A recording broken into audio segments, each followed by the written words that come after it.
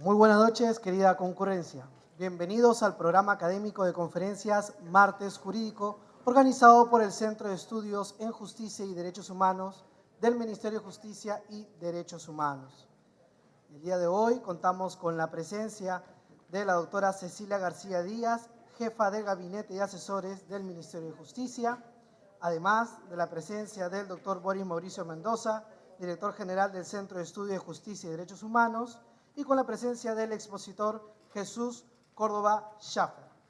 A continuación, vamos a dar inicio con las palabras de inauguración a cargo de la doctora Cecilia García Díaz, jefa de Gabinete y Asesores del Ministerio de Justicia.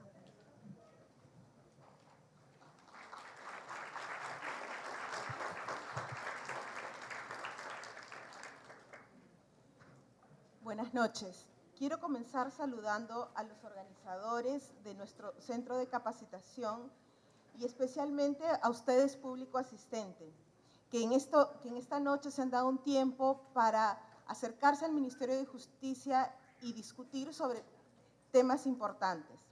En esta primera actividad del año, dando inicio a un plan ambicioso en donde se promueve el debate público en el tema jurídico, el Ministerio de Justicia y Derechos Humanos a través del Martes Jurídico. Esta primera fecha se ha elegido como tema el nuevo reglamento de la Ley 30225, Ley de Contrataciones del Estado, que fue aprobado por Decreto Supremo número 033-2018-EF, el 31 de diciembre del 2018. Esta norma busca complementar la tarea iniciada, consolidando políticas de transparencia, modernización y simplificación de las contrataciones públicas, de manera que éstas se constituyen como un valioso instrumento de gestión para atender las demandas de la comunidad. Esta jornada de capacitación busca promover el estudio y análisis de este reglamento, que es de gran utilidad y necesidad para la comunidad en general. Las contrataciones del Estado tienen un gran impacto y relevancia para la sociedad en su conjunto. Este nuevo reglamento trae cambios en grandes aspectos: implementación de la contratación electrónica integral, optimización y simplificación del procedimiento de contratación, impulso de la competencia efectiva, garantizar el uso de los recursos públicos, mejoras en la regulación de los contratos de ejecución de obra. Es así que el reglamento desarrolla estrategias para disminuir el riesgo de direccionamiento, eliminar barreras de acceso, acortar los plazos de atención, eliminar la tramitología innecesaria, reducir el litigio en las contrataciones e implementar una supervisión y control de manera efectiva y eficiente. Esta norma busca estrategias para ampliar el grupo de proveedores, promueve la integridad en todo el ciclo de la contratación pública y genera herramientas que permiten la adecuada y oportuna atención de las necesidades del Estado en búsqueda del cumplimiento de los objetivos públicos, facilitando con ello las políticas públicas. De esta manera, el Ministerio de Justicia busca aportar con la capacitación en medidas concretas referidas a la lucha contra la corrupción y fortalecer la transparencia en las contrataciones del Estado, elemento clave en la política anticorrupción que promueve el gobierno de este Ministerio de Justicia. Les animo a realizar una provechosa jornada de capacitación en esta sesión de nuestros martes jurídicos y los invito también a participar en los próximos. Gracias.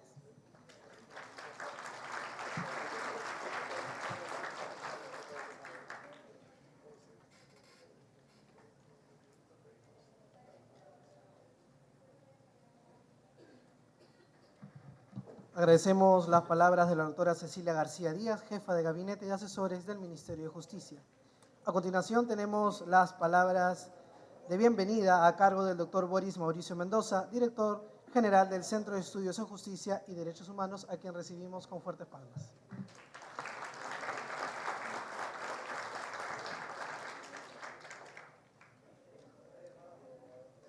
Quiero dar el saludo a nuestro primer exponente que inicia el año académico del Centro de Estudios, al doctor Córdoba, que gentilmente, cooperando siempre en estas actividades académicas del Centro de Estudio. También la presencia de la jefa de gabinete, que ha disertado muy bien, creo que el panorama de la temática del día de hoy.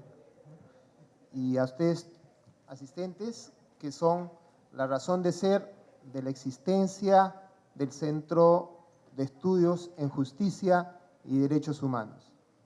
Queremos que aprovechen esta reflexión académica que iniciamos el día de hoy, porque va a ser la que va a marcar el hito en cuanto al desarrollo de nuestras próximas actividades que vamos a tener durante el año. Ustedes saben que tenemos escuelas, tenemos actividades tanto en el ministerio como también fuera. Ya el coordinador nuevo que se está estrenando, el doctor Jimmy Torres, ya tiene programado hasta el mes de junio ya las actividades del martes jurídico.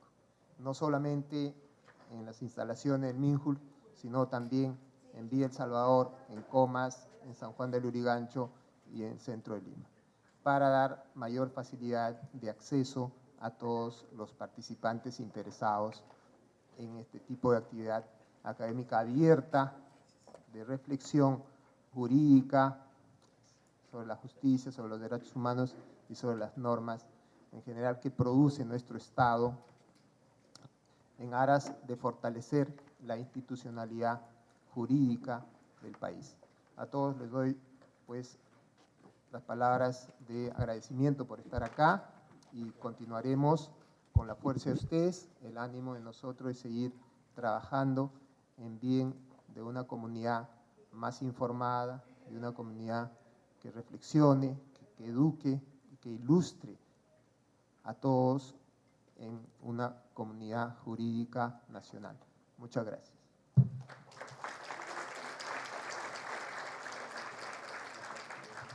Muy bien, agradecemos las palabras de bienvenida del doctor Boris Mauricio Mendoza, director general del Centro de Estudios en Justicia y Derechos Humanos. A continuación vamos a comenzar con la conferencia del día de hoy, titulada Análisis del nuevo reglamento de ley número 30225, Ley de Contrataciones del Estado, aprobado por Decreto Supremo número 344-2018-EP. Vamos a presentar a nuestro expositor, Jesús Córdoba Schaffer. Jesús Córdoba Schaffer es abogado de la Pontificia Universidad Católica del Perú, con estudios de maestría en Derecho de la Empresa en la misma casa de estudios. Se ha desempeñado en el ámbito público, en entidades como analista legal en la Sala 1 del Tribunal de Indecopi, en la Oficina de Asesoría Jurídica de la Presidencia del Consejo de Ministros y de Gobierno Regional de Lima. En el sector privado, laboró en los estudios como Caballero Bustamante y en la editorial Economía y Finanzas. Es profesor y conferencista en diplomados en contratación pública en universidades y institutos. Exdirector ejecutivo también de la revista de análisis especializado de jurisprudencia y autor de diversos artículos y libros relacionados sobre la contratación pública. Recibimos entonces a nuestro expositor, Jesús Córdoba Schaffer.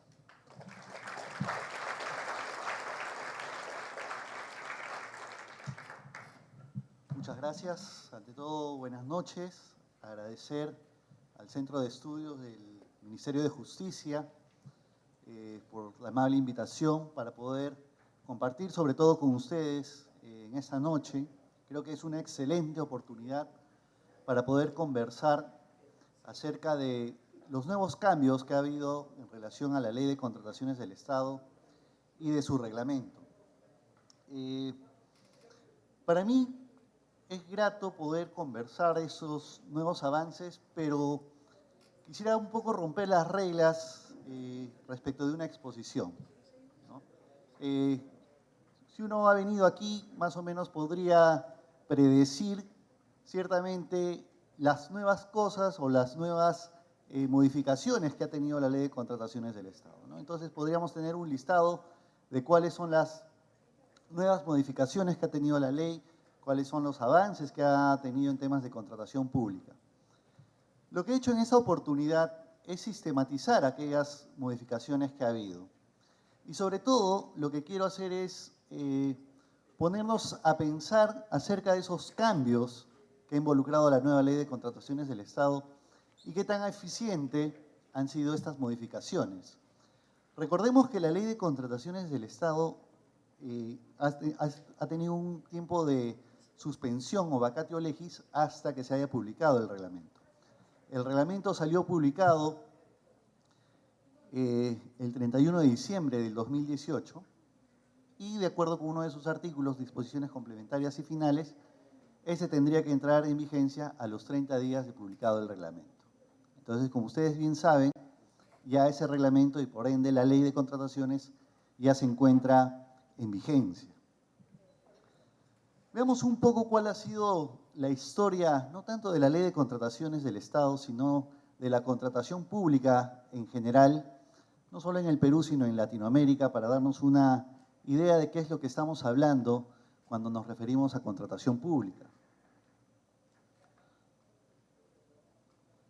Si revisamos un poco las noticias, y esas noticias son un poco desde el año 2016, vamos a encontrar que en el gobierno de Evo Morales, si ustedes recordarán esta noticia que salió publicada el 17 de febrero del 2016, si no me equivoco, se armó un escándalo en razón de que la pareja en ese momento de Evo Morales, que una vez que Evo había alcanzado la presidencia, ya empezó a ganar contratos multimillonarios con las empresas del Estado.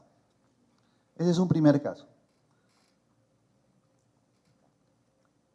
Un segundo caso que pasó en Argentina, muy curioso por cierto, cuando el gobierno de Kirchner ya había acabado, uno de sus ministros, y curiosamente el ministro de Obras, se le encontró escarbando en un jardín, en un convento, tratando de enterrar una buena cantidad de dinero.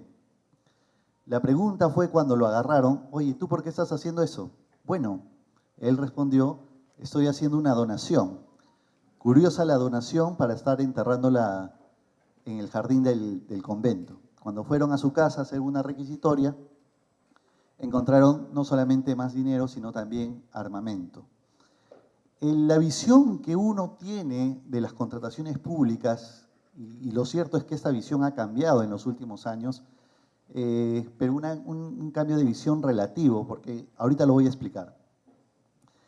Hace unos 10 años, cuando uno hablaba de contrataciones con el Estado, uno asociaba la palabra contratación pública con corrupción.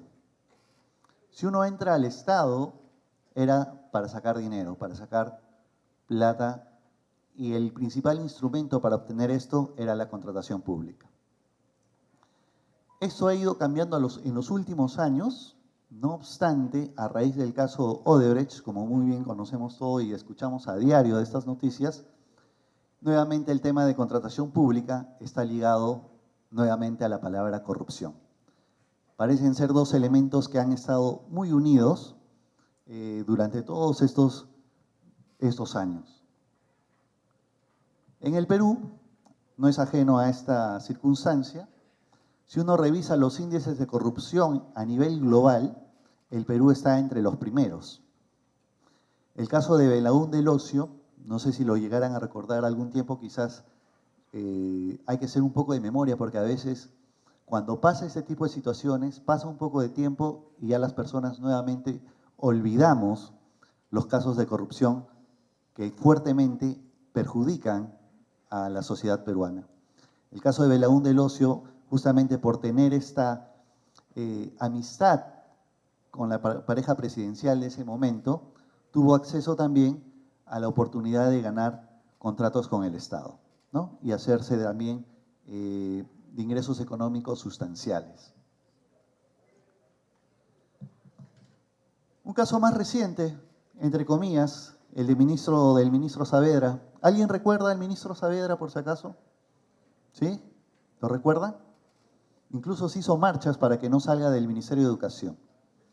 Él era un buen ministro, pero fue acusado o tuvo una responsabilidad política por el caso de la adquisición de computadoras, ¿no? Esas computadoras que fueron, ni siquiera, digamos, fue por una licitación pública abierta, sino fue por medio de un convenio marco.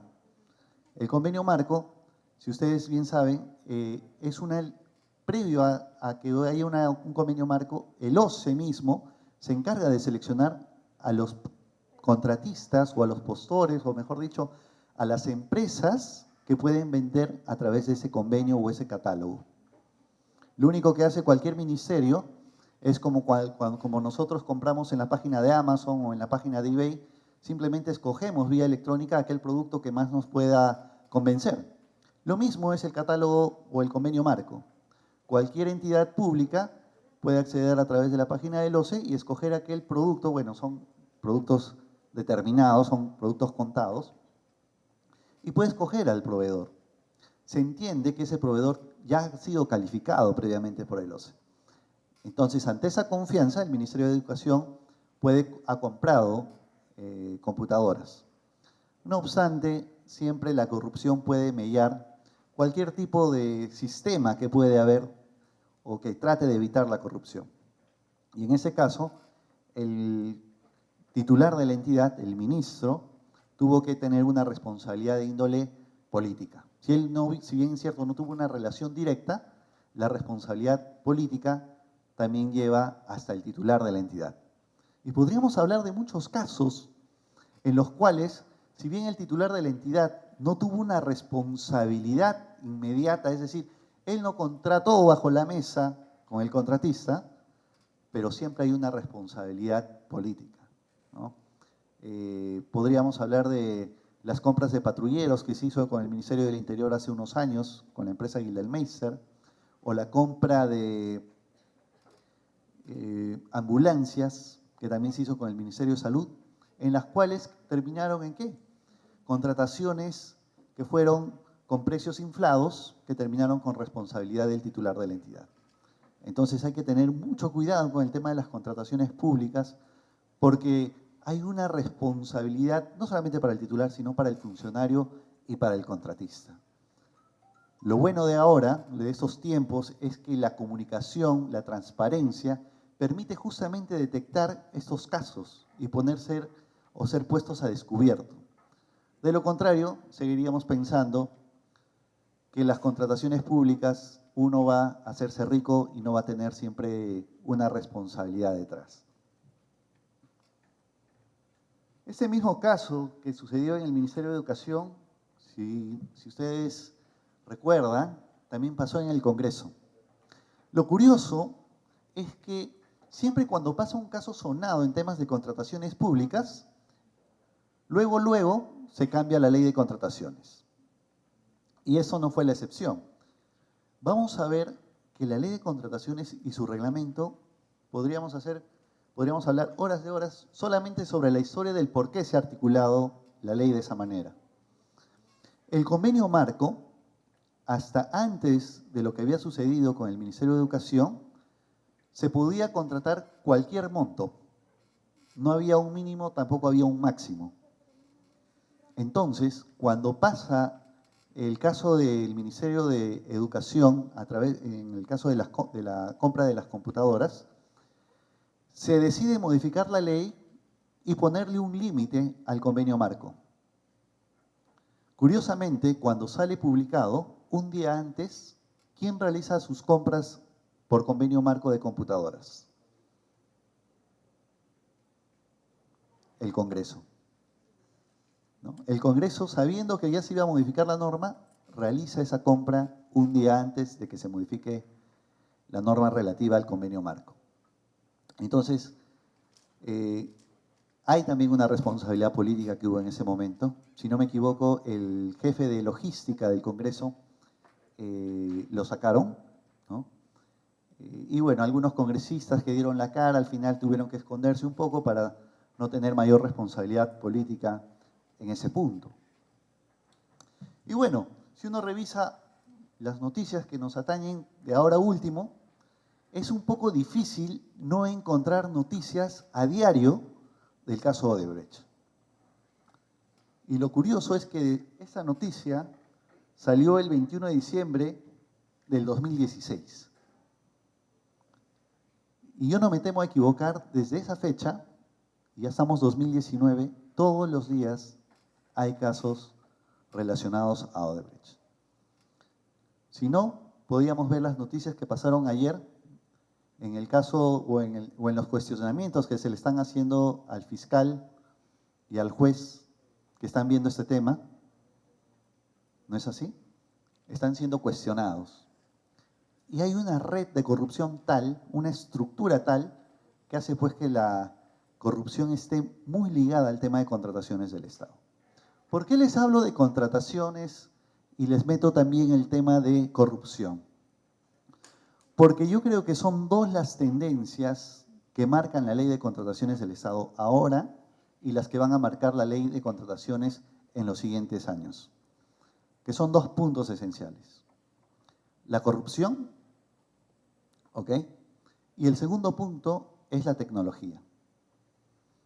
La tecnología nos ayuda o nos permite poder tener una contratación pública mucho más rápida e incluso mucho más segura. Yo me acuerdo hace 2 años atrás, cuando tenía mis clases o cuando daba clases de diplomado de contrataciones del Estado, siempre les decía lo que les estoy diciendo en este momento. Las tendencias en las contrataciones públicas van a ser dos: el tema de anticorrupción y el tema tecnológico. En el tema de anticorrupción, ya salió hace el 2017, la norma ISO 37001, la norma de gestión antisoborno y anticorrupción.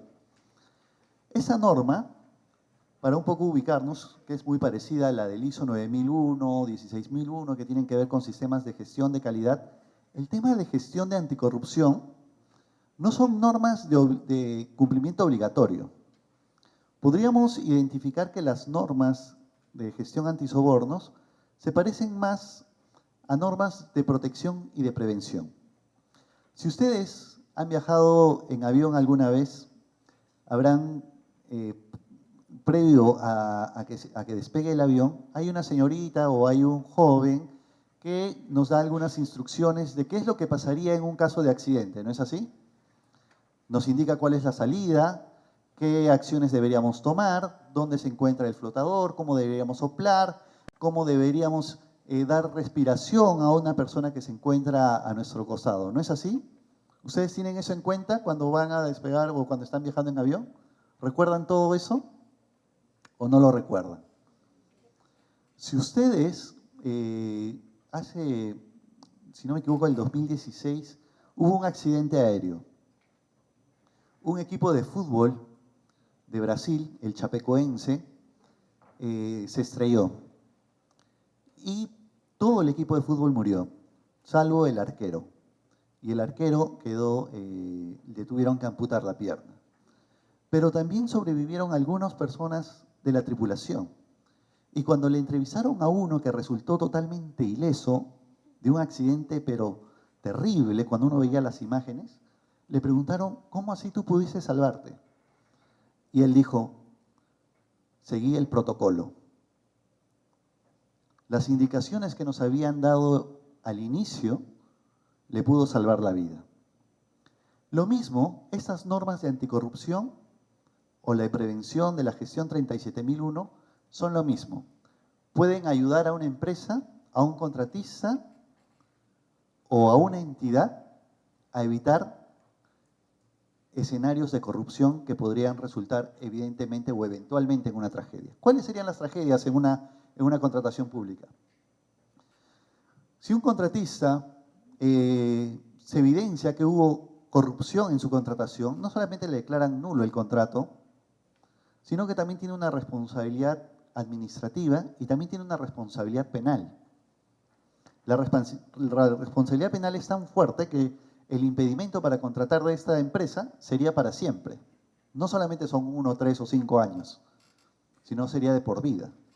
Pero hay una norma que no está en la ley de contrataciones del Estado, sino está en la de la responsabilidad de personas jurídicas y de cohecho pasivo propio e impropio, en la cual señala que si una persona jurídica, es decir, una empresa, ha tomado o ha implementado estas normas, sobre todo el ISO 37001, dentro de la empresa, eventualmente hasta podría ser excluida de responsabilidad penal. O sea, imagínense lo fuerte o el incentivo que tiene ahora una empresa para poder implementar estos sistemas de prevención dentro de su corporación. Y lo mismo podríamos decir de las entidades. Estos sistemas de prevención, e incluso ahora, si uno revisa, para ponernos un poco al tanto, la semana pasada en el OCE se publicaron 7 nuevas directivas. No sé si han podido apreciarlas, pero una de esas directivas era el modelo de las bases de los procedimientos de selección. Y si uno revisa esos modelos, se va a dar cuenta que ahora la ley incorpora un puntaje adicional a aquellas empresas o contratistas o postores que han implementado un sistema de prevención dentro de su organización, ¿no? Y esos puntajes pueden variar. En una licitación pública, por ejemplo, hasta le pueden dar hasta 2 puntos, dependiendo, digamos, el margen que le puede dar una entidad, ¿no? Puede ser 2 puntos, 10 puntos, 15 puntos. Pero esa es justamente la importancia de las normas de contrataciones públicas, porque las contrataciones públicas, las bases o la ley en general, pueden modificar nuestra sociedad. ¿De qué manera las pueden modificar? Veamos un ejemplo sencillo. En España hay lo que se llaman las cláusulas verdes. Las cláusulas verdes no son otra cosa que puntaje adicional que se le dan a las empresas siempre y cuando dentro de su cadena de producción tienen mecanismos de protección al medio ambiente. Es decir, si una empresa, o mejor dicho, una entidad quiere adquirir papel de oficina, le podría dar mayor puntaje o preferencia a aquella empresa que le pueda proveer de este papel que sea reciclable. Entonces, se podría fomentar estas prácticas. En el Perú, nuestra ley de contrataciones tiene también esa posibilidad. Si ustedes ven el artículo 2 de la ley de contrataciones, te dice principios de las contrataciones del Estado y entre ellas está la sostenibilidad ambiental y social. A través de ese principio se pueden utilizar ese tipo de cláusulas o ese tipo de incentivos. Lastimosamente todavía no estamos siendo lo suficientemente creativos, o al menos por parte de las entidades, todavía no hemos sido lo suficientemente creativos para poder utilizar estas cláusulas como deberían ser. Todavía estamos en un proceso de aprendizaje. Pero es un proceso de aprendizaje que yo creo que la única forma de poder ir desarrollándolo es a través de este tipo de conversatorios que estamos teniendo ahora. De lo contrario, simplemente vamos a seguir haciendo lo mismo. Hubo un caso de una señora o una pareja de esposos en el cual en una cena el esposo llega a la casa después de un día de cansancio y ve que su esposa está cocinando unas tiras de jamón. Y se percata que su esposa cortaba las puntas de esas tiras de jamón para freírlas en la sartén. Y le preguntó a su mujer por qué hacía eso. Y la mujer le dice, bueno, es que así se cocina, así se hace.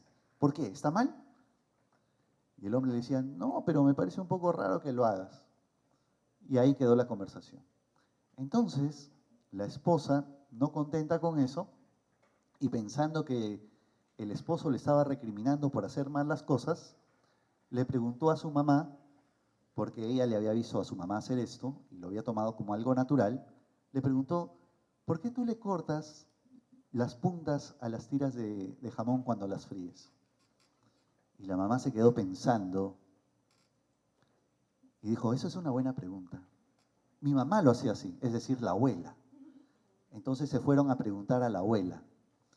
Y la abuela, ya sabiendo lo que le iban a preguntar, se queda mirándolas y la mamá y la hija le preguntan, ¿por qué cortaba las puntas de las tiras de jamón? Y bueno, dijo la abuela, yo las cortaba porque mi sartén era muy pequeña. Y si no las cortaba no iban a entrar, ¿no? Entonces, eso es lo que pasa. Siempre hacemos cosas que pensamos que deben ser así y no las cuestionamos. Hay otro ejemplo muy parecido que quizás hayan escuchado acerca de que en una jaula habían colocado 5 monos y les daban de comer una cantidad de plátanos, ¿no? Y cada vez que salían estos plátanos o les tiraban los plátanos, los monos iban y comían. Pero sucede que una vez, cuando les lanzaron los plátanos a los monos, cuando los monos querían comer, les tiraban agua. Entonces los monos, temerosos al agua, ya no querían comer el plátano. Entonces cambiaron a un mono y metieron a otro. Entonces cuando pusieron la comida, este mono, que no sabía nada, se lanza a comer y los otros monos le empiezan a pegar. ¿Por qué? Porque si te lo comes, ellos ya sabían que les iban a tirar agua. Entonces fueron cambiando uno a uno a los monos que le habían tirado agua. Hasta que todos los monos dentro de esa jaula eran nuevos. Nunca nadie había recibido agua, pero cada vez que lanzaban los plátanos, nadie se atrevía a comerlos. Nuevamente, estamos condicionados, o a veces nos condiciona la sociedad, o a veces nosotros mismos sin quererlo, a pensar que así han sido las cosas y así deberían ser.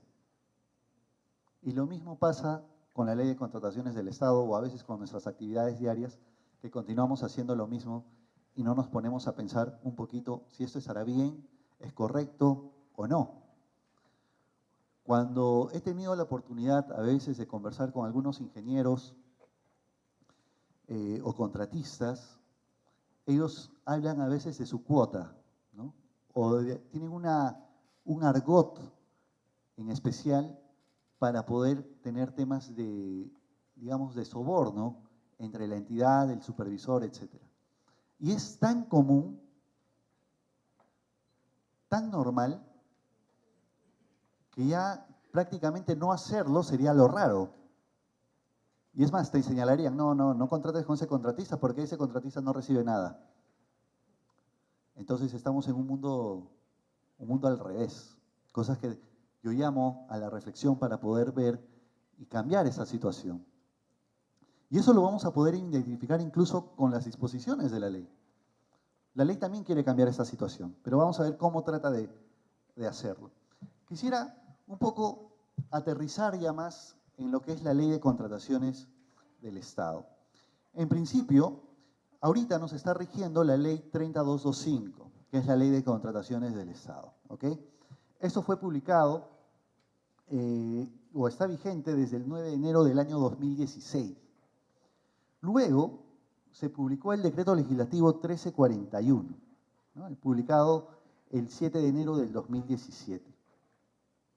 Y se modificaron aproximadamente 40 artículos. Luego, hace poco, el 16 de septiembre del 2018, se publica el decreto legislativo 1444 y se modificaron 36 artículos de la ley. Y se agregaron otros artículos, sobre todo disposiciones complementarias y finales. Luego tenemos el decreto supremo 344 del 2018, que fue publicado el 31 de diciembre, ¿ok?, del 2018, y contiene 270 artículos. Quisiera comentarles brevemente algunas curiosidades de esta norma. La primera es que el decreto legislativo 1444 modifica 36 artículos. Y si uno revisa qué artículos fueron los modificados, son casi el 90% de los artículos que se habían publicado en el decreto legislativo 1341. O sea, no son otros artículos diferentes de la ley 30225, sino del mismo decreto legislativo 1341. ¿Eso qué nos quiere decir? Que primero, que el decreto legislativo 1444 se ha enfocado sobre aquellos aspectos que son modificables respecto al procedimiento y de la ejecución del contrato principalmente. Luego, el reglamento, el decreto supremo 344, ha publicado 270 artículos. El reglamento anterior tenía 250, es decir, tenemos 20 artículos más. Lo que se está notando, y esto es para tenerlo en cuenta, actualmente también se está cocinando una ley de contrataciones del Estado, nueva. O sea, recién tenemos en vigencia unos, ¿qué será? Casi 11, 12 días de vigencia de la nueva ley y ya se está preparando una nueva ley de contrataciones del Estado y su reglamento. La otra vez revisé una imagen que me pareció muy particular también. Cada vez que se ha modificado la ley de contrataciones del Estado, ha coincidido con cambios de gobierno. Cada cambio de gobierno tiene, digamos, o prepara, de acuerdo a su visión, una nueva ley de contrataciones del Estado. Y esa modificación justamente viene a raíz de lo que el presidente Vizcarra se encuentra actualmente, ¿no?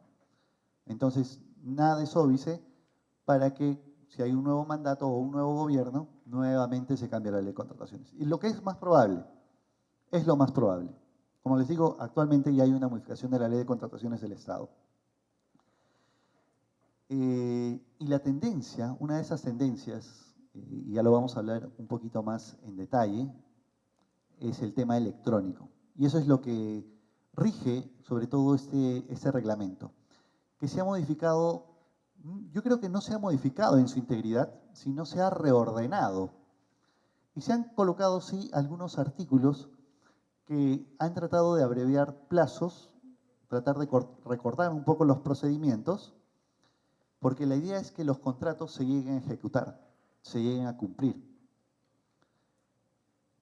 Uno de los factores que ha permitido que se modifique la ley de contrataciones es lo ocurrido en la ciudad de Piura, a raíz del fenómeno del Niño. Incluso se tuvo que crear una nueva ley de contrataciones especial, que es la ley de reconstrucción con cambios, ¿no? Que originalmente tuvo que basarse supletoriamente en la ley de contrataciones del Estado y que ahora ya tiene una normativa o un desarrollo propio. Pero son estas emergencias las que tiene que optar el Estado para poder actuar rápidamente, porque si no, hacer una licitación pública para contratar a una empresa para que haga una obra en Piura después de una emergencia, la afectación económica y social sería pues realmente importante. El impacto que tiene una obra en una sociedad es fundamental y a veces nosotros no lo vemos porque simplemente a veces no los tenemos a la vista. Les comento, yo el año pasado, justo en estas épocas, en febrero del año pasado, fui a hacer una constatación de obra en la ciudad de Tacna. Pero era en un pueblito a 2 horas y media de la ciudad de Tacna, en la sierra de Tacna. Y este pueblito se llamaba Alto Perú, que se encontraba muy cerca de la frontera entre Chile y Bolivia. Se estaba haciendo una carretera. Y esa carretera, justamente se hacía la constatación de obra porque se estaba resolviendo el contrato con el contratista. Antes de que se ejecute la obra, antes de que se hiciera la obra, el pueblo prácticamente era unas cuantas casas y bastante chacras y sembrados. Cuando se empezó a hacer la pista, ya había una plaza, ya habían casas de mejor construcción, ya había una posta médica, ya había un colegio y se estaba haciendo incluso una comisaría. Yo me ponía a pensar una comisaría y había tan poca gente, pero bueno, ya se estaba construyendo una comisaría. Cuando la obra se paraliza, todo lo demás se paraliza. El efecto económico y social en ese pueblito, al paralizarse esa obra, fue importante. Porque el contratista cuando se fue, todo el comercio que se había generado ahí también se tenía que ir. Porque la gente siempre tiene que buscar lo mejor para sí misma. Entonces, si las obras no se ejecutan, el impacto social que se tiene es importantísimo. ¿Correcto? Bien. Podríamos ver este gráfico y entender cuál ha sido la participación en promedio de cuántos postores se presentan en un procedimiento de selección. En el año 2008, cuando salió la primera ley de contrataciones, digamos, ya sistematizada, el promedio de contratistas que se presentaba para el caso de obras era de 4.1. En el caso de bienes era 2 y en el caso de servicios era 1.7. ¿Okay? Un contratista y medio, podríamos decir, ¿no? Luego de esa norma, porque justamente el impacto de las contrataciones y el impacto de la corrupción y el exceso de formalismo en un procedimiento de selección hicieron que la ley de contrataciones se refuerce en regular los procedimientos y el control. Para entender un poco la regulación, quisiera partir de un ejemplo bien ilustrativo. ¿Cómo ustedes podrían cazar un conejo o capturar un conejo? ¿Cómo cazan un conejo? ¿Cómo lo pueden capturar? Un conejo silvestre.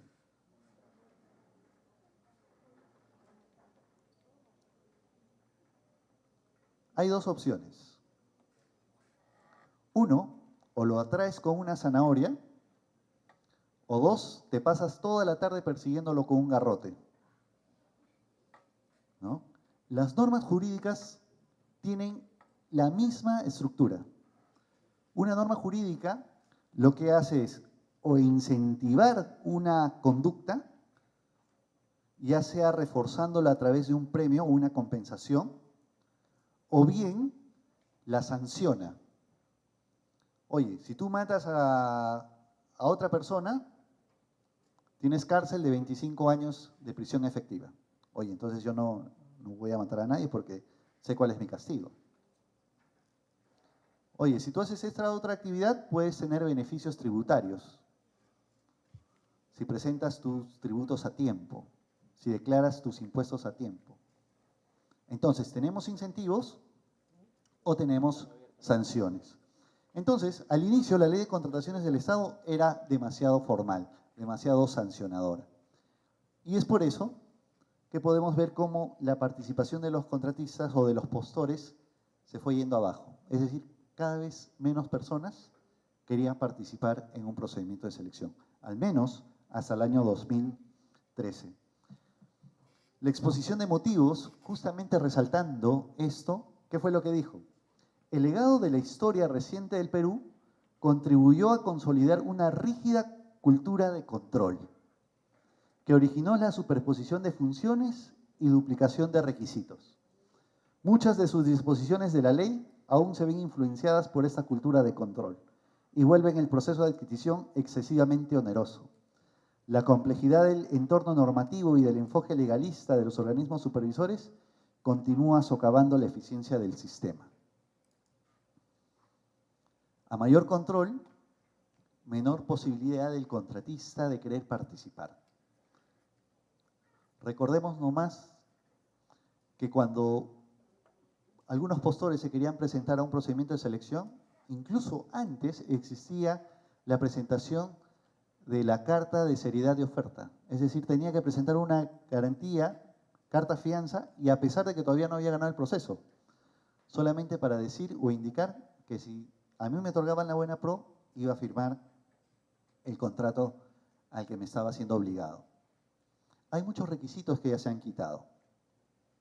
Uno de los requisitos que la nueva ley ha quitado y que me parece muy importante es el tema de la renovación del RNP.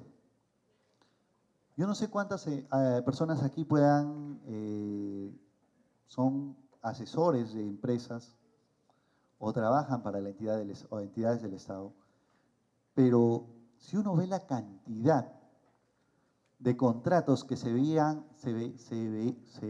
iban abajo, se caían o no se suscribían, era porque el contratista, justo, porque eso siempre nos pasa a nosotros, a los peruanos en general, justo el día en que voy a firmar mi contrato, justo ese día, dejó de estar vigente mi inscripción en el Registro Nacional de Proveedores. pero yo lo estoy renovando ya. Esa era la justificación que se daban constantemente los contratistas. ¿Qué sucedía? Bueno, no tienes tu renovación al día, lo siento, pasamos al segundo. Y encima, el que había ganado la Buena Pro, al no tener su inscripción al día, tenía que tener una sanción por no estar su inscripción vigente. Ese es un requisito que ahora se ha quitado. Pero claro, tienes todavía la obligación de mantener actualizada esa información. Pero ese es un avance ya significativo. Ya no se van a dar más contratos o ya no se van a caer más contratos por la falta de renovación. Que según el OCE, si uno revisa las estadísticas, según la exposición de motivos, era alrededor del 50-56%. La mitad de contratos. La mitad de contratos que no se suscribían justamente por falta de diligencia del contratista. Porque estamos acostumbrados a ¿qué? Nuevamente, al comportamiento humano de hacer todo a última hora, ¿no? Y eso se refleja en todo lo que hacemos. Y esta es una pequeña muestra de lo que les estoy indicando. Yo quisiera esa noche darles algunas ideas claves sobre el tema de contrataciones públicas en general. Porque ya me ha pasado con frecuencia que cuando uno viene a una exposición, a una clase, lo último que recuerda a la persona cuando se va es la última diapositiva. Y normalmente la última diapositiva es la que dice gracias, ¿no? Entonces, quisiera que esas diapositivas no tienen texto, ¿ya? No tienen texto, pero nos va a ayudar bastante a poder imaginar cuál es la lógica de las contrataciones del Estado. Y si tenemos bien claro cuál es la lógica de las contrataciones del Estado, vamos a entender del por qué se regula o por qué las normas de contrataciones tienen ese tipo de regulación. ¿Ya? Vamos a encontrar arbitrajes, vamos a encontrar contratistas que muchas veces se quejan y dicen, la norma de contrataciones es una injusticia, todo es a favor de la entidad. Si la entidad me ordena un adicional, yo tengo que cumplir. Si me ordena una ampliación de plazo, yo tengo que cumplir. Pero cuando yo le pido una ampliación de plazo, a veces me lo da, a veces no me lo da. ¿Quién tiene poder de negociación? ¿Es la entidad o es el contratista? Vamos a verlo a raíz de estos gráficos. Estos gráficos nos van a poder ayudar a entender cuál es la lógica de las contrataciones del Estado. Todos nosotros celebramos contratos, ¿no es así? Desde que nos despertamos y vamos al centro de labores, ya sea yendo a comprar pan para el desayuno, pagando nuestro sol 50 en el micro, o pagando un taxi, o pagando la gasolina de nuestros autos, realizamos contratos. A veces ni siquiera le hablamos a la persona con la que contratamos, simplemente le pagamos y le decimos baja a la esquina, ¿no? Entonces, todos esos contratos, ¿dónde están regulados? ¿Dónde se encuentran regulados aquellos contratos cuando compramos una casa, cuando compramos un vehículo, cuando compramos un lapicero? Exacto, están regulados en el Código Civil. Y el Código Civil, inspirado en la Revolución Francesa, ¿no? ¿Recuerdan el lema de la Revolución Francesa? Libertad, igualdad. Igualdad. El Código Civil se funda en la igualdad. Entonces entiende que la relación entre las partes es igualitaria. Hay dos intereses privados y hay una relación de igualdad. Claro, uno podría decirme aquí, si todos son abogados, peor todavía me van a decir, oye, un momentito, ¿qué pasó con el favor de Vitoris? ¿No? Ya vamos a entrarnos un poco a detallar, pero el favor de Vitoris, si bien es cierto, es la posibilidad de favorecer al deudor en ciertos casos. Lo cierto es que el Código Civil se inspira en la igualdad entre las partes. Yo no le puedo resolver al contrato de manera unilateral. La contraparte va a tener los remedios o bien para exigirme la ejecución del contrato o bien una indemnización por la falta de este. Muy bien. Eso quiero que se quede claro, esta relación de igualdad entre las partes. Hay otro tipo de contratos, que son los llamados contratos sociales. ¿Ya? Yo no sé si ustedes trabajan para alguien o son independientes, pero quizás en algún momento de su vida ha trabajado para alguien. Y si ha trabajado para alguien, quizás recuerde su día en el cual tuvo una entrevista de trabajo, ¿no? Cuando ustedes entraron a una oficina a dar una entrevista de trabajo, quizás se haya dado esta situación. Ustedes entraron, vieron un escritorio grande, una persona que estaba sentada detrás, ustedes se sentaron y empezó un diálogo que más o menos debió ser así. Señor Ramírez, ¿cuánto quiere usted ganar? Y ustedes posiblemente le hayan dicho, yo quisiera ganar unos 20.000 soles mensuales, quisiera que mis vacaciones sean 4 meses al año, quisiera que mi horario de oficina sea de 9 a 12, unas 3 horas para almorzar, regresaría de 3 a 5, los sábados no trabajo. Y la CTS quiero que sea 5 veces mi sueldo, si puede ser, ¿no? ¿Se dio así la conversación? O bien la conversación se dio de la siguiente manera. Ustedes entraron a la oficina, les dijeron, siéntese por favor, ustedes se sentaron, y les dijeron lo siguiente, señor Ramírez, su horario de trabajo va a ser de 8 hasta las 6 de la tarde. Su horario de refrigerio solamente son 45 minutos. Se trabaja los sábados de 8 a 12. Sus vacaciones va a estar sujeto a la disponibilidad de los otros trabajadores. Su gratificación, si están en el sector público, ya saben que solamente son 300 soles, ¿no? En algunos casos, en el sector privado, quizás sepan que no les dan gratificación, de acuerdo con la modalidad que tenga la empresa, si es una microempresa, peor todavía, ¿no? Y otros beneficios sociales recortados. Entonces, este tipo de contratos de trabajo, que son, o los contratos laborales, usualmente el poder de negociación lo tiene el empleador y no lo tiene el trabajador. Hay dos intereses privados, ¿sí? Pero hay un interés privado que pesa más que el otro. ¿Por qué? Porque tiene mayor poder de negociación. Entonces, el Estado, sabiendo esta situación, lo que hace es lo siguiente. Da leyes de protección al trabajador. Es decir, oye, si tú vas a ser trabajador, bueno, vas a tener derecho a que te paguen tus horas extras, vas a tener derecho a tu CTS, vas a tener derecho a tus descansos vacacionales, tus descansos semanales, ¿ok? Y una serie de derechos que son indisponibles. Por eso la ley de productividad y competitividad laboral, si uno lo lee, va a encontrar que la mayoría son normas de protección y de beneficios para el trabajador. Obviamente también va a regular pues sus obligaciones, ¿no? El trabajador tampoco puede hacer lo que quiera. Oye, si tú llegas tarde repetidas veces, llegas borracho al trabajo, llegas drogado al trabajo, obviamente son causales de despido. Y también pues hay que proteger la empresa como tal, ¿no?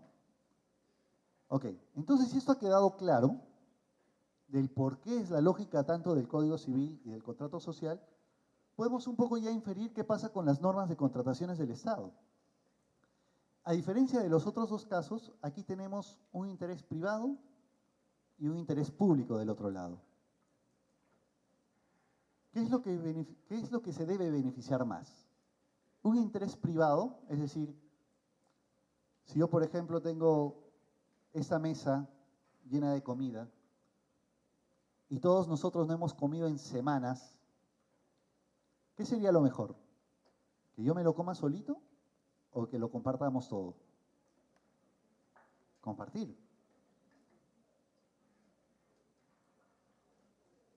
¿Es mejor beneficiarnos en conjunto como sociedad que beneficiar a uno solo?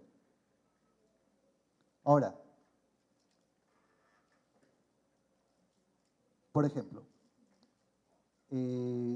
lo que trata la ley de contrataciones es justamente eso, proteger el interés público, esa finalidad pública. Las contrataciones que realiza el Estado son por protección y para realizar la satisfacción de una necesidad de interés público. Cuando una entidad realiza una pista, una carretera, ¿acaso la carretera es para la entidad? La carretera sirve para beneficiar no solamente a las personas que viven aledaños a ellos, sino a de los que se transportan de un punto al otro. Claro, hay contrataciones que a veces pueden ser un poco cuestionadas, este interés público. Por ejemplo, y uno va a saber prender la televisión un domingo, ver Cuarto Poder y ver algunos casos llamativos, ¿no? Y creo que muchos de nosotros podemos recordarlos si yo les doy el ejemplo ahorita. Por ejemplo, en E-Salud hubo un tiempo o hubo un contrato en el que hubo un festejo por el Día de la Madre. ¿Y qué es lo que hizo la entidad? Adivinen a quién contrató. A ver si alguien se recuerda. Por el Día de la Madre contrataron a un stripper. Muy bien.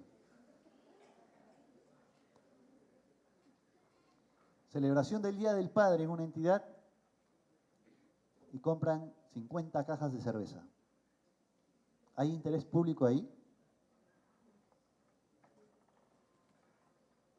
Día de la Madre en el Congreso y regalan carteras y billeteras para todas las mamás. ¿Hay interés público?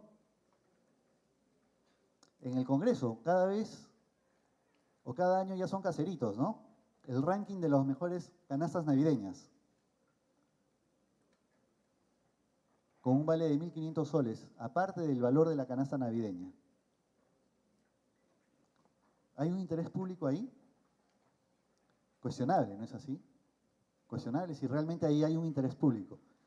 Las contrataciones pueden sí tener una finalidad para poder, digamos, mejorar el nivel de una organización dentro de una entidad como es el recurso humano. Por ejemplo, celebrar ciertas actividades, celebrar el Día del Padre, celebrar el Día de la Madre, no está mal en sí mismo. Pero cuando tú transgredes o cruzas esa línea de lo que es correcto o incorrecto, ya la finalidad pública se desfigura. Entonces, es cuestionable ese tipo de contrataciones que realiza el Estado. Ahora, en una contratación pública, ¿quién tiene mayor conocimiento sobre el producto o el servicio que se va a dar? ¿La entidad o el contratista? Si la entidad quiere comprar carpetas, ¿quién sabe más de carpetas? ¿La entidad o el contratista? El contratista, ¿no es así? Nosotros conocemos muy bien nuestro producto. Bueno, los que tenemos empresa o los que tienen empresa, conocen muy bien sus productos. Saben cuáles son sus virtudes, cuáles son sus defectos. Resaltan todas sus virtudes, esconden todos sus defectos. Esa es la forma de vender, ¿no? Entonces, sobre todo en el caso de venta de autos, ¿no? Nadie dice, en un carro de segunda nadie dice, oye, le está fallando la llanta de atrás, el trapecio, ¿no? Nadie dice eso. Todos resaltan las bondades de un vehículo. Esto es lo que se conoce como asimetría de la información. Las partes en un contrato no tienen la misma cantidad de información en un contrato. Entonces, evidentemente, el contratista, al manejar mejor la información, está en la mejor capacidad de hacer sus observaciones y sus consultas. Y ya vamos a llegar en un momento a eso para poder dar algunos tips respecto de la presentación de consultas y observaciones. Y justamente a raíz de los problemas que se presentan en las contrataciones del Estado es cuando tú elaboras mal las bases administrativas. Cuando la entidad elabora mal las bases administrativas, ténganlo por seguro, eso va a ir a un arbitraje. De todas maneras. Y a veces por cosas bien chiquitas, bien tontas. ¿Por qué pasa eso? Porque no armaste bien la confección de tus bases. Ya sea porque no determinaste bien lo que querías contratar, o bien porque no tuviste un pensamiento holístico. ¿Ya? ¿Qué significa este pensamiento holístico? En una reunión juntaron a japoneses y americanos y les hicieron una pregunta de cuál era el problema con la empresa, entre los trabajadores y los directivos. Eso empezó a hablar un japonés y empezó a indicar que el problema, en realidad, a raíz de que los trabajadores no gozaban de la posibilidad de almorzar junto con los directivos los días de trabajo o de conversar o de la posibilidad de tener tiempo para conversar. Entonces la persona que había preguntado, oye, esta persona me está contestando otra cosa distinta que yo he preguntado. Pero esa persona, este japonés, al empezar a decir eso, o sea, armó toda una serie de respuestas para llegar finalmente al punto. Es decir, como no se habían formado una buena relación entre los trabajadores y los directivos, dio a que haya una hostilidad por parte de ambos bandos. Entonces esto llamó la atención de la persona que estaba haciendo estas preguntas, porque se dio cuenta de que los japoneses tienen un pensamiento más global de las cosas. Y hicieron un experimento. Les pidieron a unos japoneses tomar una foto y a los americanos tomar una foto a una persona que estaba sentada. Los japoneses, al tomar la foto, si uno podía ver, veía a la persona sentada y podía ver todo el escenario detrás. Los americanos tomaron la foto y solamente les veías como una foto carnet, prácticamente solamente la cara. ¿Qué quiere decir eso? Que a veces, y yo me incluyo, es que a veces nos enfocamos en el problema desde un solo punto, desde una visión, y no nos enfocamos en otras visiones. Y eso pasa con las contrataciones del Estado. Cada vez que yo hago este ejemplo, muchas personas siempre dicen, sí, me ha pasado, ¿no? Hay entidades del Estado que inician o hacen su adjudicación simplificada y quieren adquirir impresoras. Adquieren las impresoras, nuevecitas, tizas, las ponen en un lugar visible para que se vea lo impresionante de sus impresoras y se olvidaron el detalle más importante, la tinta. Las impresoras, 2, 3 meses paradas, hasta no tener la tinta. Y pasa con más frecuencia de lo que creen. Así que esa manera de pensar solamente en un solo producto o para satisfacer un bien de manera inmediata, tiene que ver con el método de poder elaborar bien unas bases administrativas. Si tú elaboras mal tus bases administrativas, vas a tener problemas en la ejecución del contrato. La falta de asesoramiento, conocimiento en la solución de consultas y observaciones es otro de los grandes problemas que se da. Y esto es por parte del contratista. Si el contratista no formula las observaciones y las consultas en el momento, luego cuando contrata, se va a ver en el problema. ¿Cuál va a ser el problema? Que no va a poder ejecutar bien su contrato.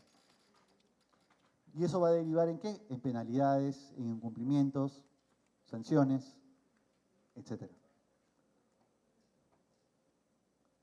Y eso también se tiene que ver con problemas de interpretación, ¿no? Si vemos el gráfico, vamos a ver a una persona del lado derecho y otra del lado izquierdo y ven un símbolo en el medio, ¿no? Para uno es el 6 y para el otro es el 9. Es el mismo hecho. La pregunta es, ¿quién tiene razón? ¿El del 6 o el 9? Es el mismo número, no ha cambiado. De acuerdo con la perspectiva que uno esté, las dos postulaciones van a ser válidas. Eso es el punto álgido en las contrataciones del Estado. Protección. ¿Cómo interpretar las normas de contrataciones del Estado? Ya tenemos una primera herramienta, es la protección del interés público. Por eso vamos a ver que muchas de las disposiciones de las contrataciones públicas son a favor, entre comillas, de la entidad. ¿Por qué entre comillas? Porque en realidad no es a favor de la entidad, es en favor de proteger el interés público. ¿Y quién protege el interés público? La entidad. ¿Bien?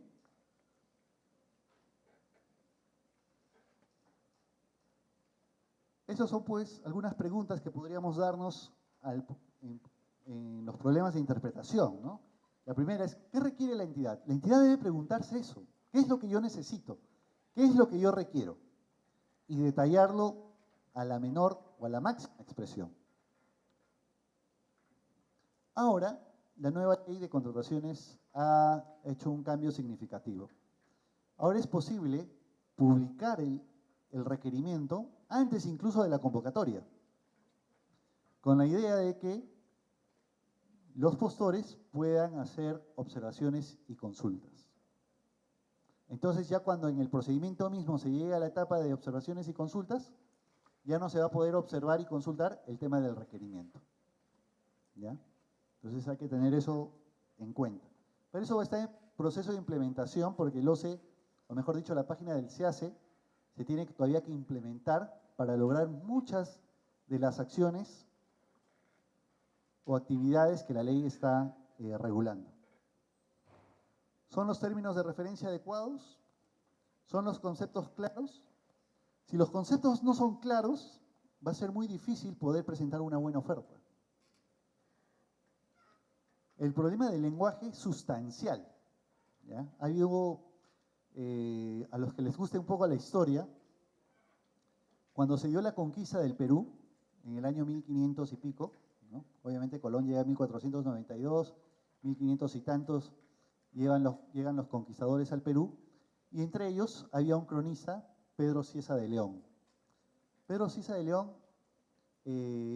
escribía todo lo que veía a efectos de difundir su obra en España, para poder a los españoles decirles y describirles cómo era esta nueva tierra que habían colonizado. Y Pedro Cieza de León se encuentra con una llama. Ahora él se pregunta, ¿y cómo describo una llama a un español que nunca ha visto una llama? ¿Cómo lo puedo describir? Y a veces lo que pasa en las contrataciones, ¿no? A veces siento que los miembros de logística quieren tratar de decir algo y cómo lo pongo para que el contratista o el postor me entienda. ¿Ya?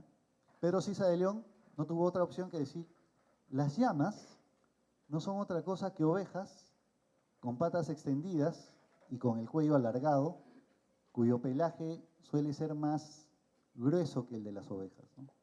Y de esa manera, bueno, ya los españoles se hacían una idea más o menos de cómo sería una llama.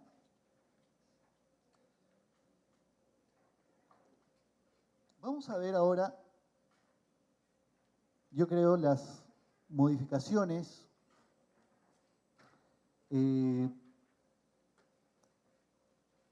más relevantes que ha tenido el decreto legislativo 1444. Obviamente ha habido muchos cambios, no nos va a dar el tiempo para ver en detalle cada uno de los artículos.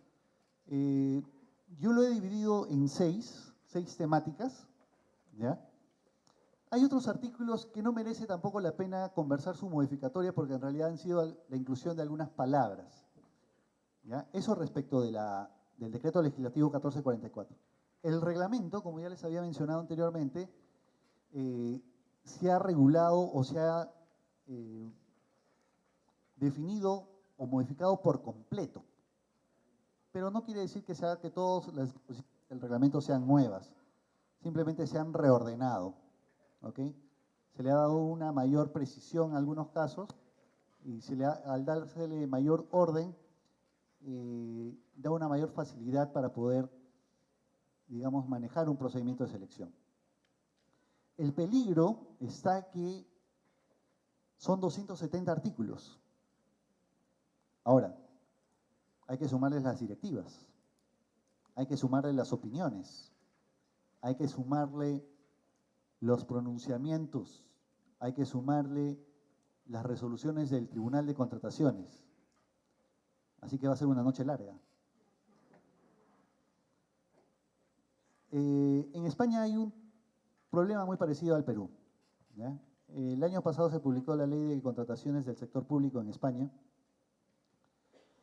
y ellos tienen un sistema mucho más complejo, ¿ya? Porque por un lado tienen una norma madre, que son las directivas de la Unión Europea, tienen su ley de contrataciones y cada comunidad en España tiene su propia norma de contrataciones.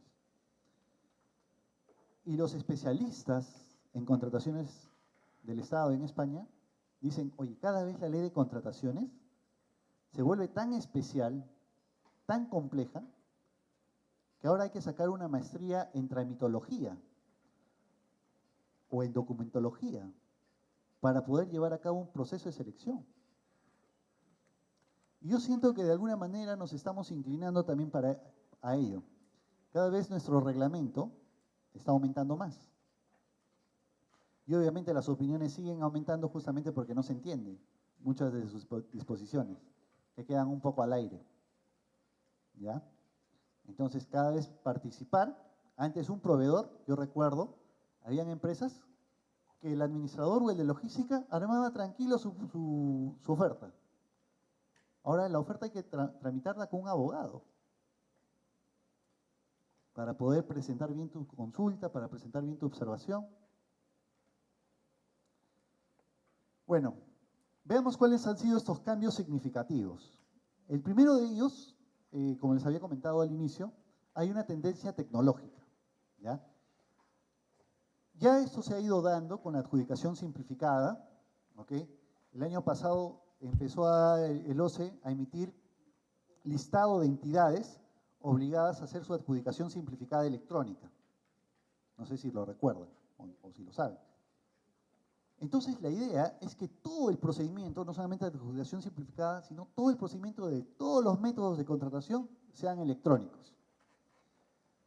Entonces, la 13ª disposición complementaria final de la ley, por cierto, lo más sustancioso son las disposiciones complementarias y finales tanto de la ley como del reglamento, ¿ya?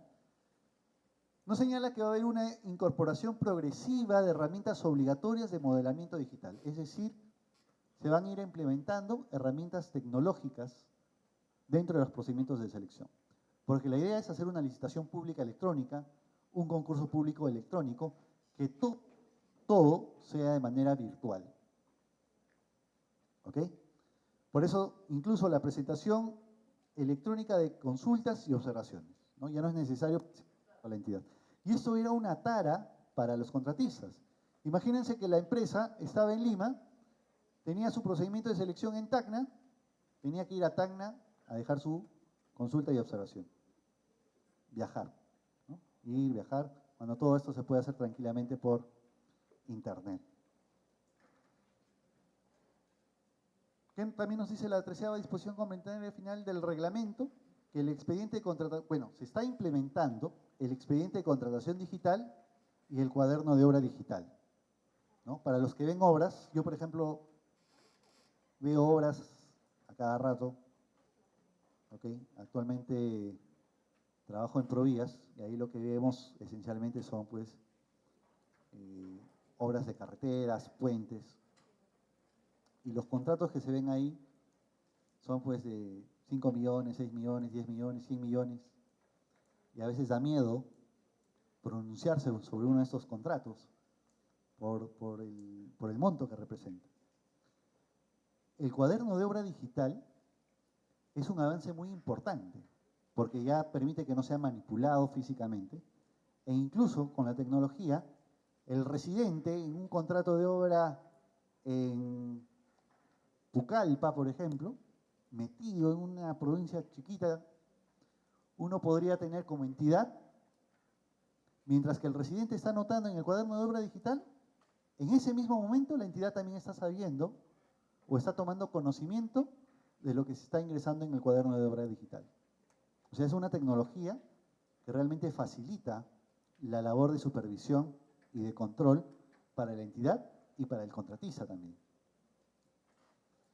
Pero esto está, digamos, progresivamente. ¿Cuál es la tendencia ahora? Bueno, más adelante, yo creo que acá unos, ya 2, 3 años, hay nuevos sistemas de contratación electrónica que van a quedar van a quedar desfasados el tema de la licitación pública, el concurso público. La licitación pública y el concurso público tienen ciclos, ¿ya? Y es más,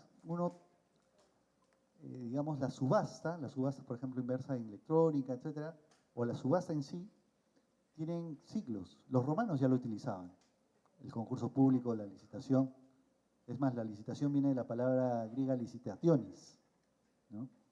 Y habían diferentes modos de poder contratar, ¿ya? La palabra subasta, por ejemplo. ¿De dónde viene la palabra subasta? Se reunían en un grupo y el jefe del Estado, por decirlo así, entre comillas, al querer o necesitar un bien, clavaba un asta en el medio de todos y empezaba a recibir las ofertas. Y las ofertas se tenían que poner debajo del asta. La palabra debajo significa, o tiene otra expresión que es sub. Entonces, subasta. De ahí viene la palabra subasta. ¿Ok? Entonces son métodos antiguos, o métodos que ya han tenido larga práctica. Hay tecnologías como el blockchain, que los invito a revisar, a estudiar, ¿ya? Que son formas de contratación que ya algunas empresas privadas utilizan dentro de su contratación pública, o en su contratación comercial electrónica, que les brinda una seguridad a base de encriptados que permiten la seguridad de las transacciones. Así que les invito a revisar el tema del blockchain, ¿ya? Que yo estoy seguro que en algún momento va a desplazar el tema de las licitaciones públicas, o al menos su configuración o estructura.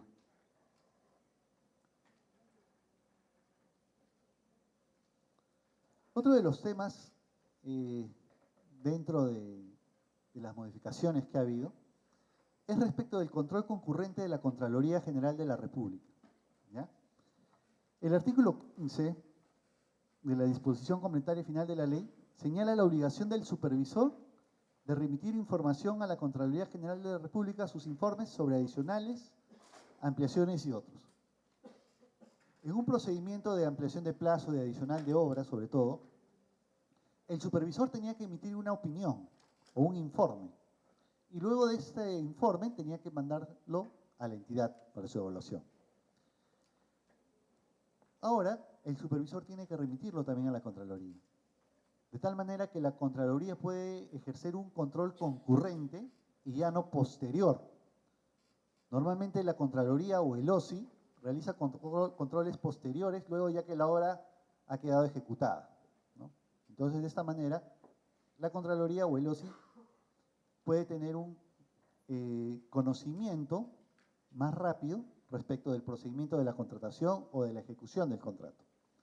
Esto se ha estado aplicando también, el control concurrente, a raíz de todo el escándalo que también hubo en la Contraloría General de la República, de la posibilidad de que la Contraloría tenga un rol más protagónico, ya no posterior o ex post, ¿no? Sino concurrente. Para eso también se va a emitir una directiva. Ahorita la ley de contrataciones está en un proceso de implementación.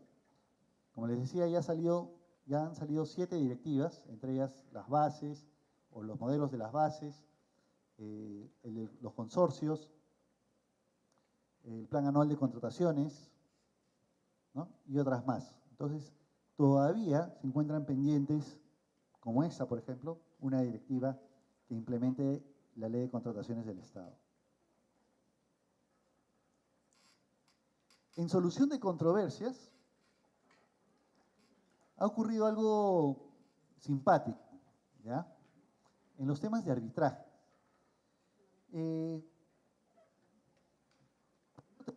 La calificación de las instituciones arbitrales. Eso estaba a cargo del OCE.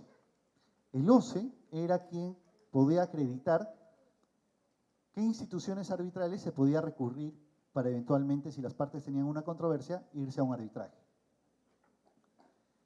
Pero a raíz del caso, como les digo, cada una de las normas tiene una historia, tiene un trasfondo, tiene un porqué. Hay artículos que responden a una resolución por parte del Tribunal de Contrataciones o por experiencias en particular. Esa disposición de arbitraje institucional ha tenido un porqué, ¿ya? A raíz del caso Orellana y del manejo de las contrataciones o de los arbitrajes por el Club de los Constructores, si se recordarán, muchos de los arbitrajes han sido, digamos, han sido parcializados. Hay muchos que han sido acusados por temas de corrupción, etc. Entonces, ¿dónde estaba el defecto más allá de la responsabilidad de los árbitros, sino también estaba de las instituciones arbitrales? Les hago una pregunta. ¿Cuántas instituciones arbitrales creen que existe solo en Lima? Tenemos ejemplo la Cámara de Comercio de Lima, la AmCham, el del OCE, tenemos el de la Católica. ¿Cuál más? Colegio de Ingenieros. ¿Cuántos más creen que hay? ¿10? ¿15? ¿30? ¿50? Hay 102 centros de arbitraje. 102. Y eso creo que hasta un poquito más. Solo en Lima. La cantidad de instituciones arbitrales fueron constituidas justamente como pantallas simplemente, lo cual permitió que muchos arbitrajes se puedan dar de manera corrupta, ¿no? Entonces se está tratando de establecer un mayor control y exigencias y requisitos para la conformación de instituciones arbitrales.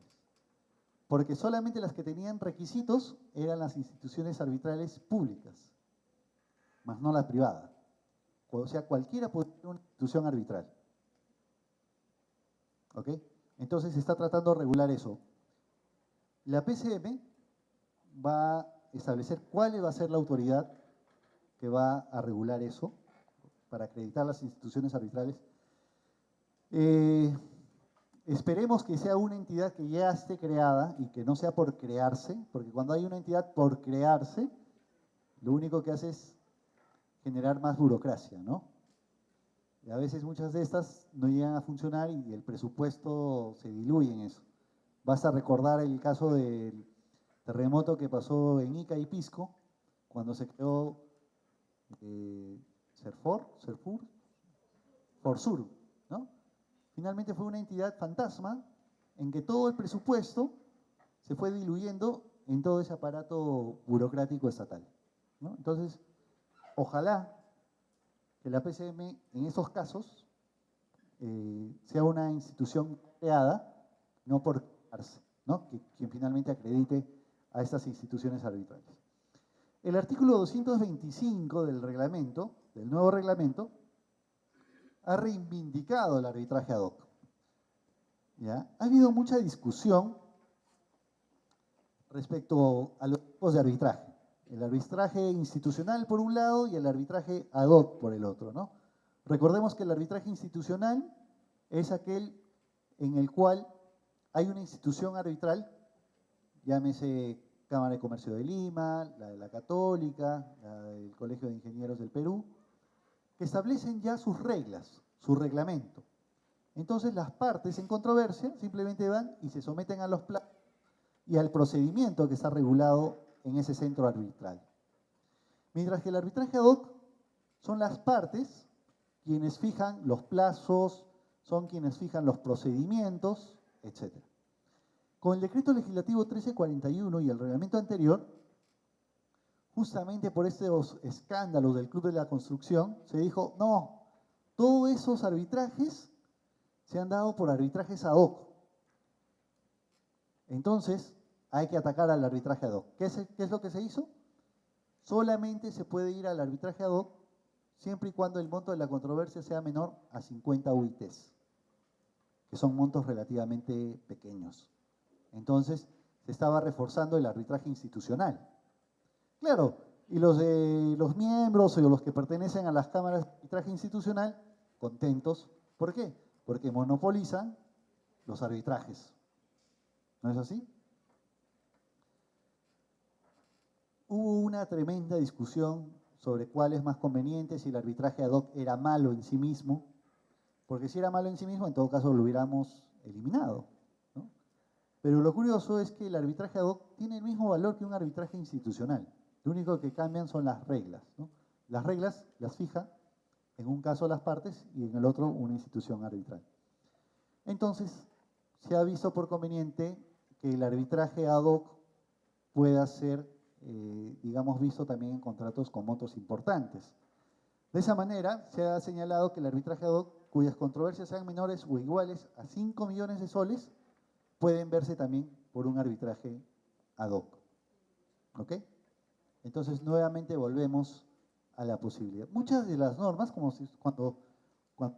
cuando vean la normativa en específico, se van a dar cuenta que muchas de las normas que está incorporando el nuevo reglamento en realidad no se trata de incorporación, sino ha vuelto a lo que estaba originalmente regulado en la ley 30225 y suprime lo que estaba regulado en el artículo o en el decreto legislativo 1341, ¿no? Vamos a ver un ejemplo claro de ello. El artículo 18 habla de la incorporación del valor estimado. Y el valor estimado ya se encontraba regulado en la ley 30225 y fue eliminado el decreto legislativo 1341. ¿Por qué se volvió otra vez al valor estimado? Estamos con un pasito para adelante, un pasito para atrás. ¿Por qué se reguló nuevamente el valor estimado?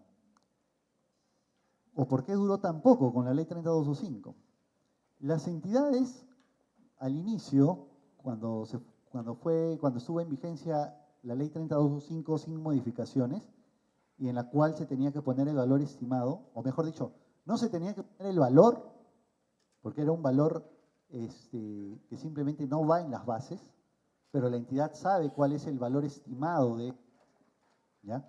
Simplemente no es conocido por el contratista o por los postores a fin de que ellos puedan ofertar lo que ellos crean conveniente, es decir, sacar el mayor provecho a los contratistas, ¿no?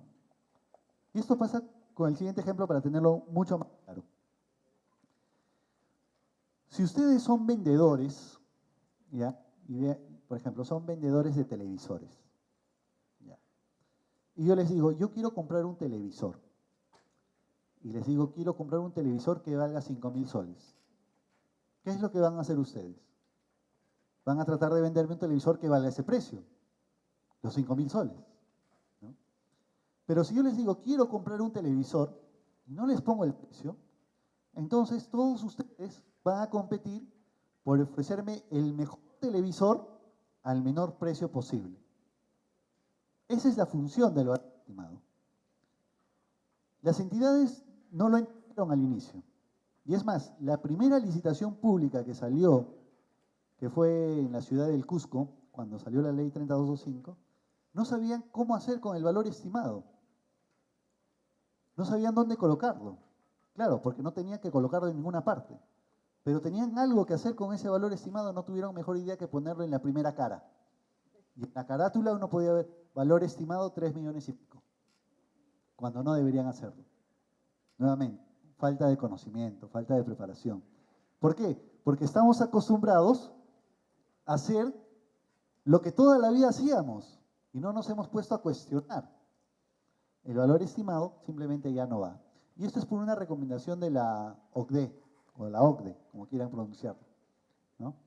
Muchas de las modificaciones que ha habido en la ley justamente respetan o siguen esa línea de la promoción de la competencia y de la concurrencia de los postores dentro de un procedimiento de selección.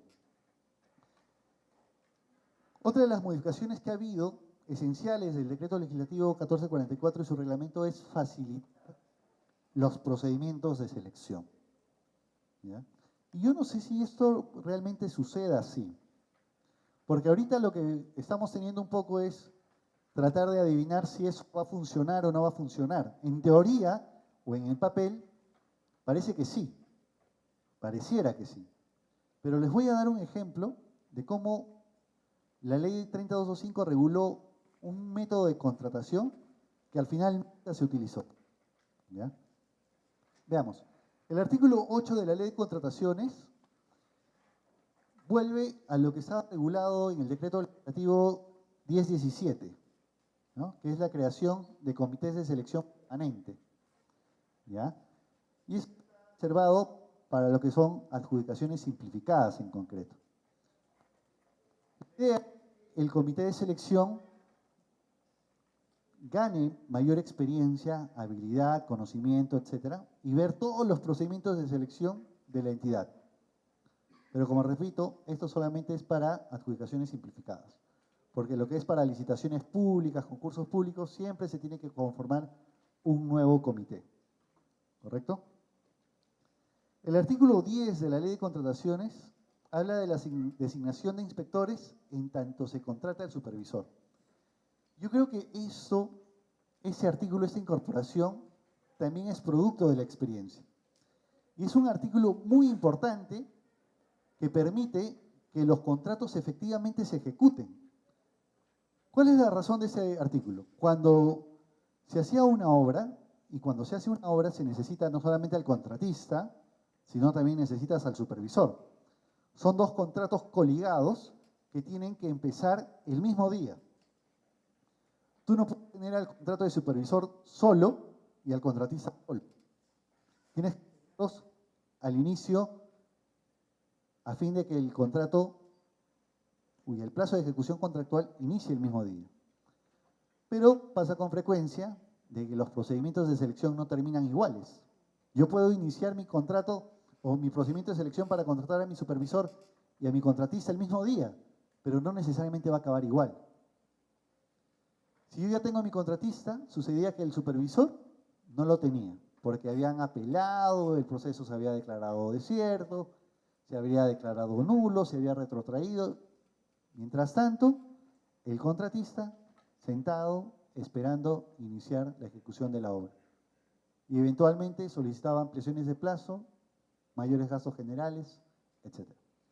Entonces, lo que ha visto conveniente la ley es decir, oye, mientras estoy contratando al supervisor, la entidad puede nombrar a un inspector. El inspector no es otra cosa que un funcionario de la misma entidad que puede hacer las funciones del supervisor hasta que el supervisor esté, digamos, ya en la cancha. Eso puede generar algunos problemas. ¿Qué problemas podrían ser? Bueno, cuando el supervisor llegue, puede ser 2, 3 meses después, puede decir eventualmente, oye, mira, tu inspector no ha supervisado como debería. No ha hecho estas anotaciones, no ha hecho estas observaciones. Ahora yo las tengo que hacer, tengo que revisar. Eventualmente también me puede generar mayores costos. ¿Por qué?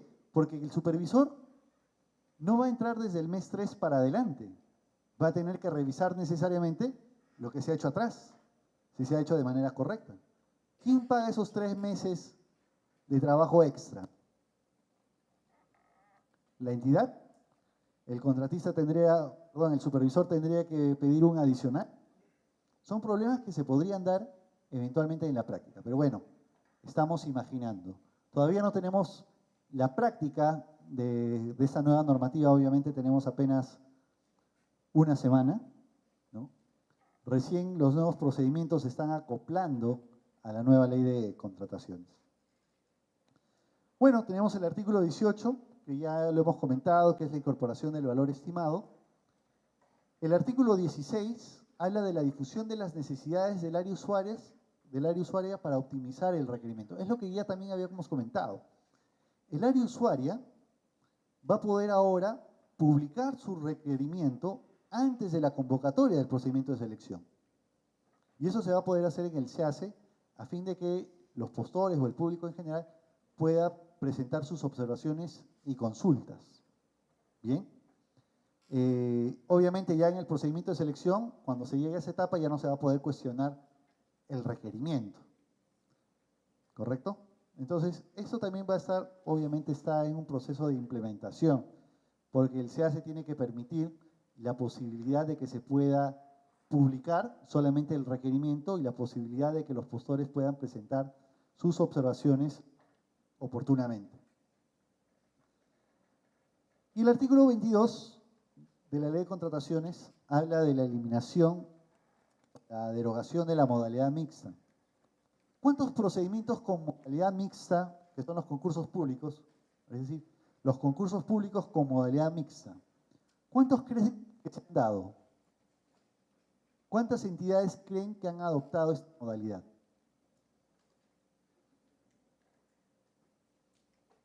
La modalidad mixta, un poco para refrescar la memoria, es la posibilidad de contratar bienes y servicios.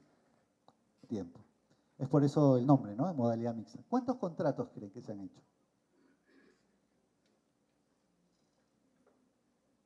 ¿1000? ¿100? ¿10? ¿1? ¿0? Ni un solo contrato. ¿Ya? Y es que en realidad ese tipo de contrataciones tenía nombre propio. Solamente hay una entidad, o probablemente dos entidades, que pueden hacer contrataciones con modalidad mixta, pero en realidad esa modalidad mixta no les servía. Por eso es que nunca se hizo esta modalidad mixta. Esto fue pensado para los contratos de conservación. ¿Qué son los contratos de conservación? Son aquellos contratos en los cuales ya se ha ejecutado una obra, llamemos carreteras, y lo que se quiere es conservar la carretera.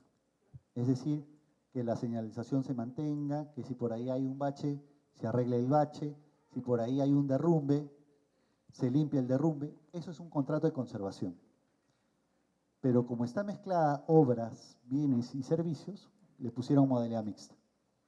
Pero hay una disposición complementaria, la cual regula ese tipo de contrataciones en estricto.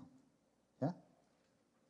Hay una disposición complementaria, si no me equivoco, la 13ª del reglamento, en la cual te señala que en el caso de servicios para la construcción o la protección de la red vial nacional, se establece este tipo de contrataciones.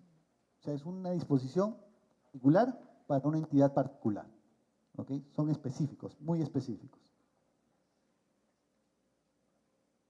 Bueno, tenemos otras dos formas o dos normas que han permitido la facilidad en el procedimiento de selección. Una es la absolución de consultas y observaciones e integración de las bases, es decir, este es un procedimiento que ya se ha integrado en uno. Antes se encontraban divididos, teníamos por un lado observación y consultas, y aparte, otra etapa, la integración. Ahora esto se ha fusionado y es una sola etapa. Y el artículo 141 nos habla del perfeccionamiento del contrato. También se ha disminuido los plazos. No obstante, el hecho que se haya disminuido los plazos en el perfeccionamiento del contrato no necesariamente garantiza que tu procedimiento de selección va a ser más rápido. Por ejemplo, la subsanación de tus documentos que presentas al perfeccionar el contrato lo han reducido en un día. Y a veces eso colisiona porque el contratista está en el apuro de conseguir su carta fianza, de conseguir todas las documentaciones para firmar su contrato. Entonces yo no sé si reducir el plazo al contratista va a hacer que esto sea más rápido, porque eventualmente si el contratista no llega a tener el plazo suficiente para subsanar sus documentos o presentar sus documentos, eventualmente podría no firmarse el contrato. O sea, lo que se está haciendo en el fondo es generar el efecto contrario a lo que se quiere. Finalmente, bueno, antes de concluir, está el tema de los impedimentos para contratar con el Estado. ¿Ya? No voy a abordar cuáles han sido todos los impedimentos, simplemente quiero indicarles cuál es la estructura de un impedimento. El impedimento para contratar con el Estado tiene tres partes, esencialmente. La primera es el ámbito subjetivo, es decir, responde a la pregunta ¿a quién se aplica el impedimento o quién está impedido? En este caso, lo que está en letras negras es la respuesta, ¿no? Es el ámbito subjetivo. O sea, ¿a quién o quién se encuentra impedido? El presidente, los vicepresidentes de la República, los congresistas, etc. Todos ellos responden al ámbito subjetivo. El ámbito temporal, ¿ya?, es lo que está en las letras azules, mientras ejerzan el cargo y hasta 12 meses después de haber dejado el mismo. Y el ámbito objetivo responde a la pregunta en qué procedimientos de selección está impedido el sujeto, ¿no? En este caso serían los que están en las letras rojas, en todo proceso de contratación pública. Todos los impedimentos tienen esa estructura, esas tres partes.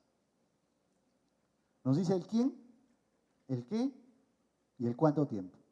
Estos impedimentos también nos vamos a dar cuenta que han ido aumentando. Cada vez hay más personas impedidas.